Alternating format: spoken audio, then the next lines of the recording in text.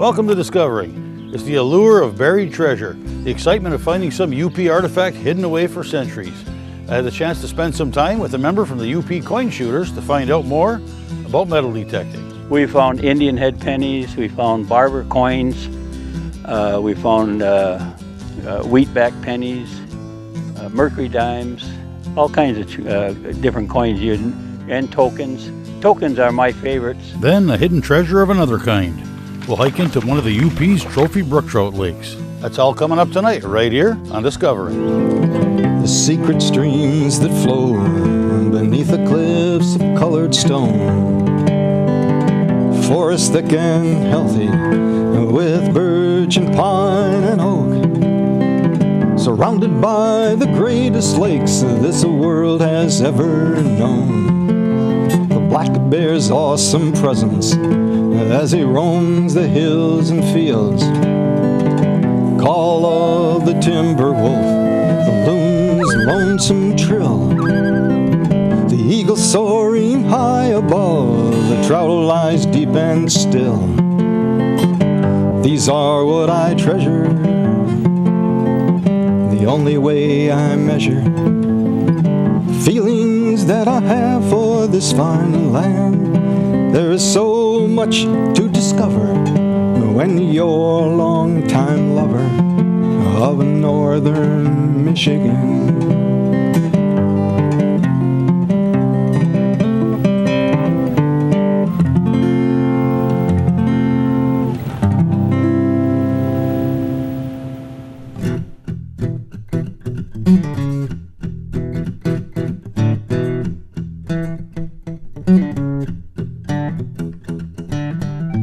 That's a penny, and it could be a dime, and it shows 4.5 inches.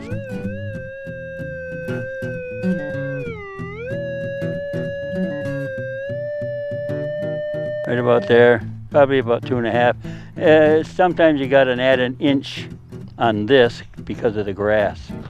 So it probably isn't really deep. I might even be able to pick it up with my pinpointer.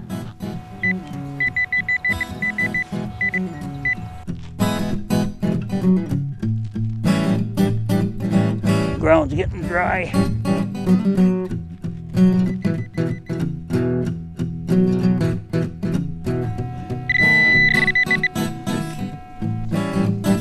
The Lincoln Memorial. Admit it, we've all dreamed of finding some sort of buried treasure, ancient artifacts, old coins, or some valuable piece of jewelry that's been hidden away underground for centuries. The metal detector was invented by Alexander Graham Bell in the late 1800s, and it didn't take long for treasure hunters to start scanning the ground in search of anything that gave off a signal. I've always wanted a metal detector so I could search for my own hidden treasures, but I needed to find out more. The perfect way to do that? Hook up with the Yooper Coinshooters. I've gone through this area quite a bit before, so I'm probably just going to lay a couple of coins down here so you can hear what they sound like with this detector. All the detectors have different sounds. That's a sweet sound right there. That's money. And if it's 4 inches or more, maybe 5 inches or more below the ground, it could be silver. Now I'll go to a quarter, and it'll be like 1246 or 1247. Different coins give different numbers. A nickel will give 12, 12, 12, 12, 13. What you do is when you first get a detector, you lay different coins down and you test it, and then you mark it down in a book until after you get more experience with it and you know what numbers are which coins. And you go slow and low. I drag mine right on the ground. It never leaves the grass. And the slower and lower you go, the more coins you're going to find. Okay, here's the coin, and I know it's a quarter. Now I press pinpoint. See them things come together? And the coin will be under the exact center of the coil. So it makes it easy. It tells you what it is and tells you how deep it is. All you got to do is do it the right way and cut a plug and take it out, and you're going to get rich, hopefully.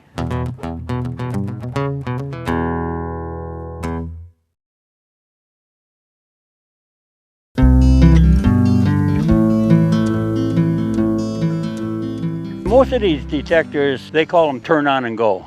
They've got preset programs in them. This one has a program in it for coins and jewelry. It also has another program in for beach. It also has another one in there for relics. That don't mean you're going to just find relics, but it's a good starting place. You can get a detector, entry-level detector, for under $200, and it'll find coins for you.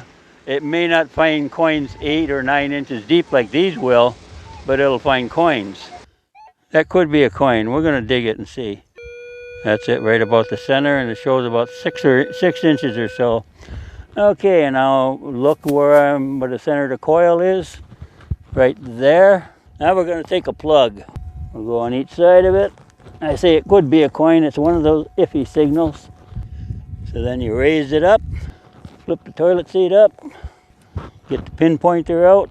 It's called a pinpointer. They run anywhere from $120 to $180, but they're a lifesaver. Okay, so we know there's something metal there. So now we're going to take some dirt out and put it on the rag. Take some more.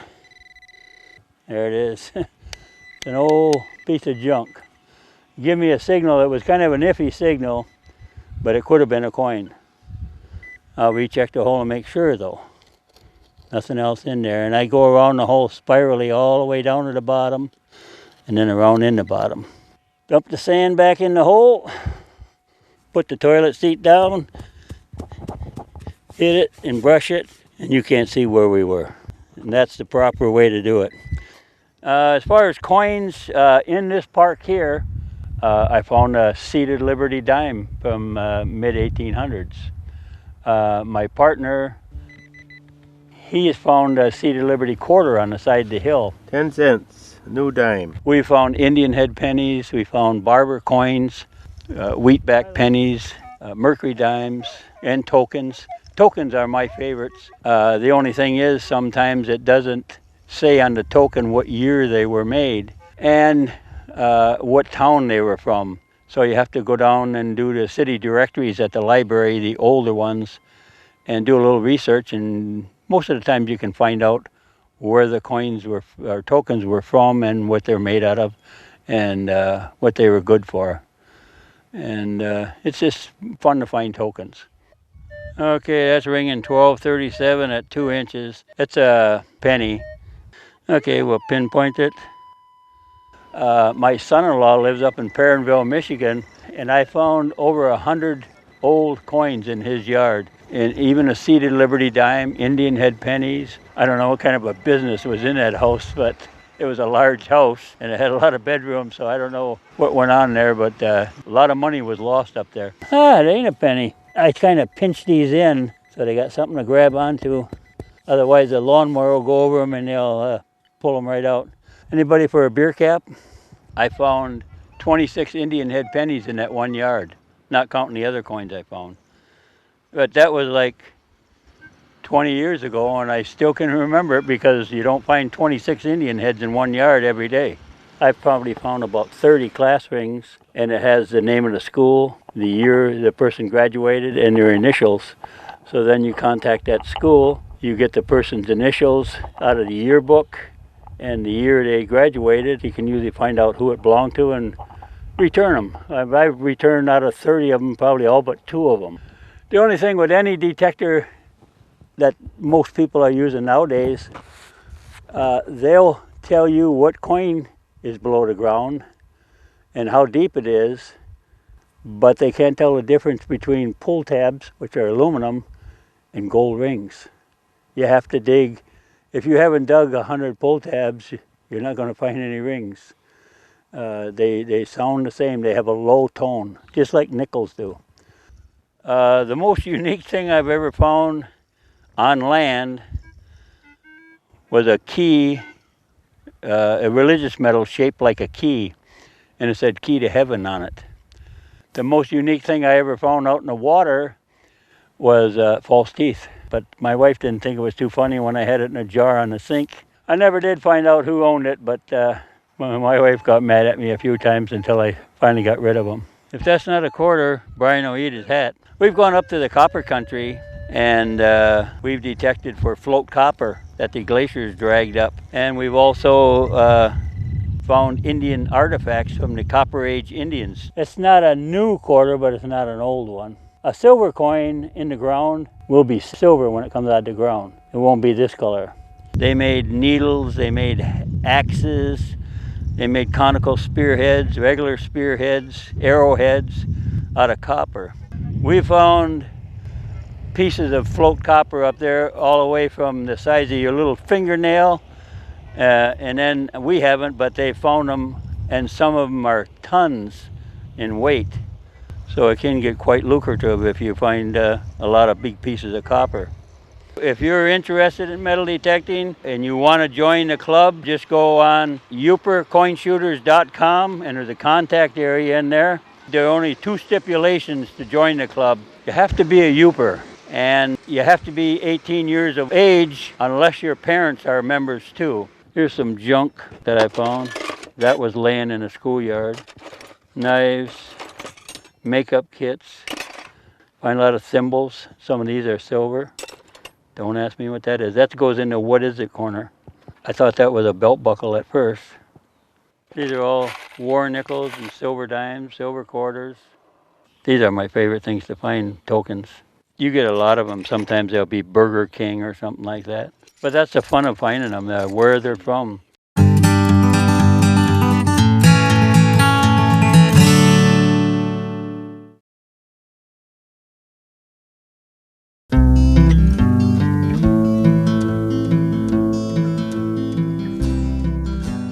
There are a number of lakes across the UP which the Department of Natural Resources has dubbed Trophy Brook Trout Lakes. They're glacial lakes, glacial till kettle lakes, and where an iceberg has gotten flooded with sand, and then the iceberg is obviously melted, and you end up with a kettle lake or a pothole lake, we'll call them. And they produce characteristics. There's groundwater and there's cold water environments, and it's perfect for trout. But the problem is the trout don't have a spot for natural reproduction. Oftentimes there's no inlet or no outlet, and if there is a inlet, it enters into a sandy stream, and the fish, brook trout, do not have a place to naturally reproduce. Biologists have identified these pothole lakes, kettle lakes, and identified them as suitable habitat for brook trout. And our primary goal in the brook trout program is to stock these lakes and create a brook trout fishery.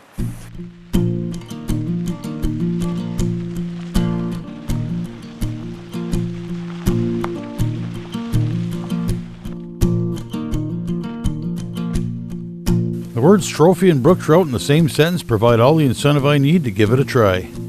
My son Jason and I packed up a backpack, loaded the canoe on the truck, and headed out for an afternoon on one of the UP's off-the-beaten-path lakes.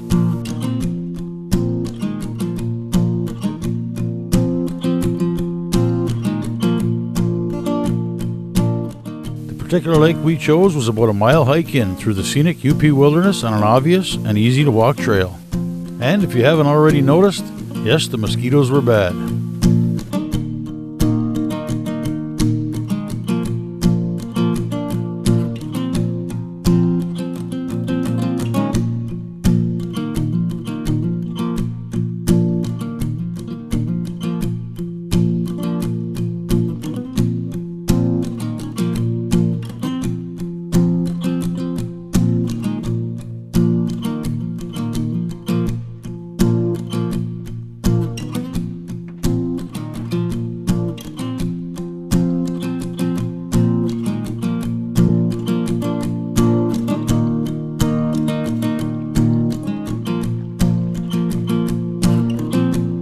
They're glacial lakes, and they're scattered north of Newberry, south of Munising, north of Marquette here, and south of Republic area, and all the way down to Iron County and Crystal Falls area.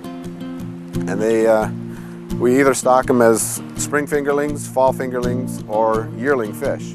And the smaller body of the waters, oftentimes we can get by with stocking spring fingerling fish. These spring fingerlings fish, there's no competition, so they survive. And they're put in March through May, and then they grow up to be 7 to 10 inches long in about 2 years. Our fall fingerling lakes are a little bit larger usually. There's a little bit more competition from year classes involved in there. And we can put a 6 and a 7-inch fish in the fall time in October, and then midsummer it'll be 10 inches legal size. Our yearling lakes are they usually got a little bit of competition from other species of fish, or they're stocked in greater numbers than when we stock yearling fish, and they will be put in as 8-inch fish in the springtime, and again midsummer they'll be about 10 inches long. The second year they'll definitely be legal size. What we're aiming for is a carryover. They'll make it through the first year, half of them will be legal. Second year, all of them will be legal, and oftentimes the third and fourth year they'll be catching little nice big 15 to 24-inch fish that have been reported in many of our lakes.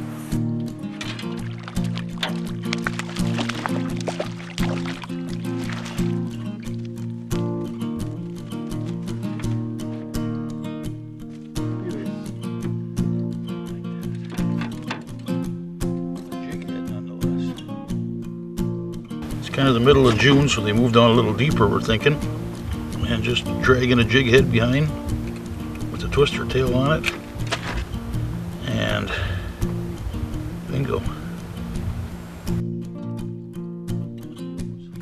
We have excellent success recently through this health testing. The fishermen are reporting some excellent catches on these lakes. Springtime is about the best fishing time, and then as the summer warms up, there's a thermocline, a warmer water thermocline that develops on the surface of the water, and the cold water trout will seek that cold water deep in the midsummer and spend its summer in the deeper, below 15 feet of water. So oftentimes it's more difficult to catch these fish in these trout lakes. But there is fish in most of them, all of them. In order to be stocked year after year, they have to prove that there's a fishery developed and the people are fishing them. So they are adjudicated, and for restocking each every so many years. They have to go in and prove that there is a fishery developed out of that stocking those fish.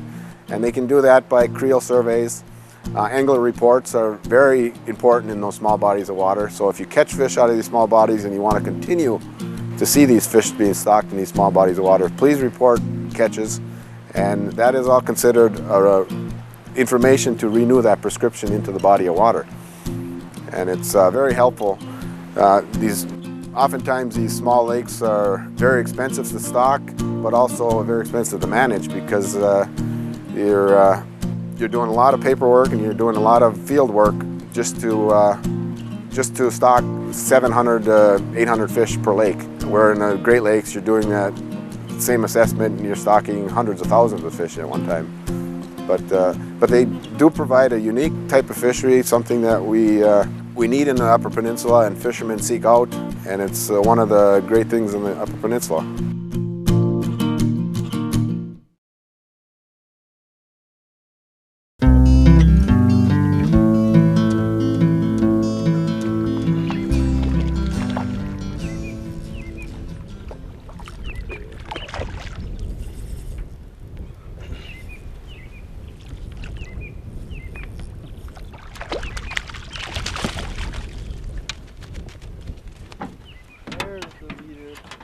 There are a considerable number of these trophy brook trout lakes scattered across various parts of the Upper Peninsula. Many of these lakes are walk-in only and are managed with strict regulations, like no live bait, artificial lures only, a 15-inch minimum length limit, and a one-fish creel limit. All of these special regulations are designed to help preserve the overall quality of the fishery. We didn't catch a lot of fish on our adventure, but an adventure it was. The trek in, the fishing, just paddling around a remote UP lake is an experience in itself. And we topped off our day with dinner. There's just nothing like sitting on the banks of a remote UP lake and cooking, well, here, Yooper fire starter.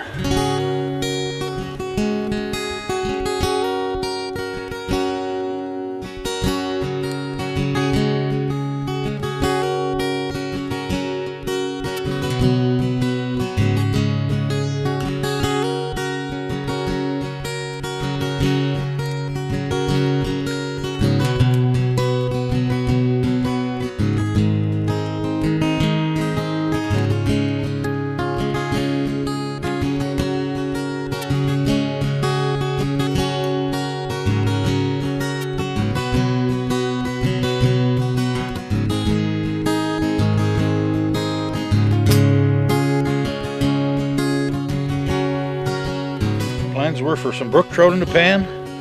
You don't have brook trout? Pasties.